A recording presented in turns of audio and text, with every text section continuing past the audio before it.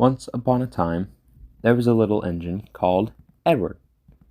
He lived in a shed with 5 other engines. They were all bigger than Edward and boasted about it. "The driver won't choose you again," they said. "He wants big, strong engines like us." Edward had not been out for a long time. He began to feel sad. Just then, the driver and fireman came along to start work. The driver looked at Edward. "Why are you sad?" he asked. "Would you like to come out today?" "Yes, please," said Edward. So the fireman lit the fire and made a nice lot of steam. Then the driver pulled the lever, and Edward puffed away. "Beep, beep," he whistled. "Look at me now." The others were very cross at being left behind.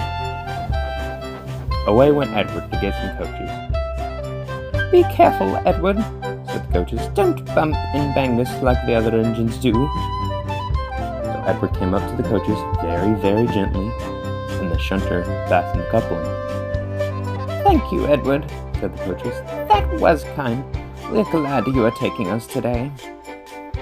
Then they went to the station where the people were waiting. "Beep, beep," whistled Edward. "Get in quickly, please." So the people got in quickly, and Edward waited happily for the guard to blow his whistle and wave his green flag. He waited and waited. There was no whistle, no green flag.